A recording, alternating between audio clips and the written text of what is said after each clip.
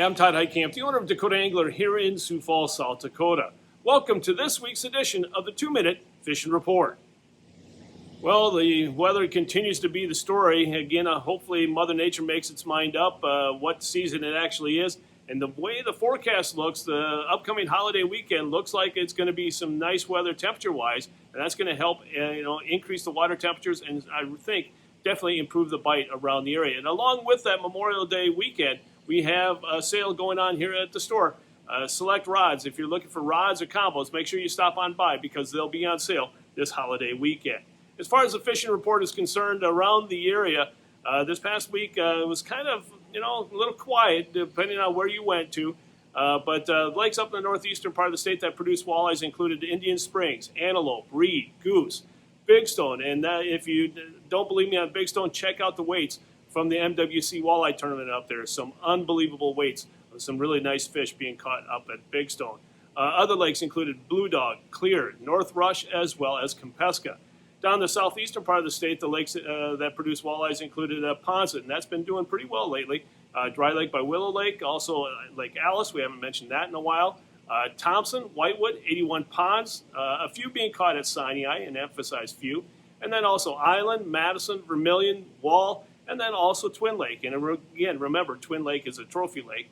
And then also the Missouri River continues to do well up and down the river. Now, what have guys been doing to catch the walleyes this past week? A lot of hair jigs have been producing some really nice walleyes. Otherwise, jigs and minnows, jigs and plastics. The walleye assassins, the power bait minnows, the gulp minnows all work really well this time of year, so keep that in mind. Also, some guys are covering a little bit more water, especially on area lakes, and using spinners, whether or not they're using minnows, or also some have resorted to crawlers. I think the water temperature is a little bit cool yet for that, but with the warmer weather coming ahead, wouldn't be surprised that bite will take off. And then also a few are pulling crankbaits as well. Salmo hornets, the flicker shats are the two main plugs that people are using. The crappie bite has taken off. Obviously, the lilacs are blooming, so a lot of lakes are producing crappies. Those lakes included Ponset, Thompson, Scott Slough, also Madison, Vermilion, Beaver, Pahoja, and also the Great Lakes area in northwest Iowa. Now, what the guys are using to catch the crappies? A lot of jigs and minnows. Nothing too fancy.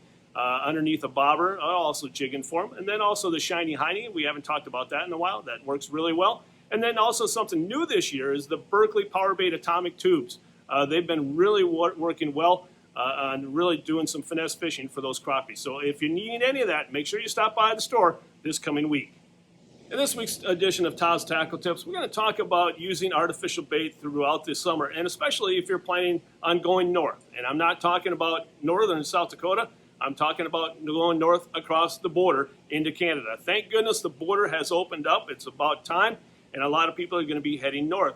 But a lot of times people don't like messing with live bait, whether or not you're going to Canada or in South Dakota. So artificial leeches and crawlers come in handy because the reason why is they never go bad on you. You can always pull them out of your tackle box at any point in time.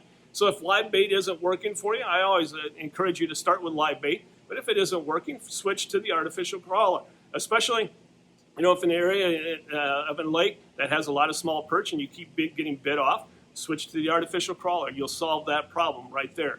Also, the artificial leech. Again, who knows what leech availability is going to be throughout the entire summer, but at least this way you have them, and as long as you're moving, that's going to imitate that live leech as what we always like to come by throughout the entire summer. Now, also with going north into Canada, something that has changed. You can no longer bring crawlers, no matter if they're packed in bedding or in dirt, no matter what. You can't bring live bait across the border. So again, if you're heading north into Canada, you might want to think about this because unless you want to pay the exorbitant high prices for live bait, you might want to think about using artificial leeches and artificial crawlers. And so we have both on hand, the Gulp as well as the Northland Impulse. Stop on by and take a look, and I can guarantee you'll want to have a couple of these bags in your tackle box throughout the entire summer.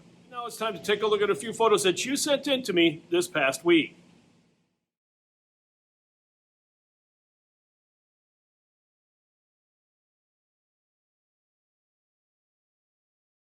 Remember, folks, if you'd like your photo included in next week's version of the 2-Minute Fishing Report, please send it to me. Send it to Todd at DakotaAngler.com or post it to our Facebook wall.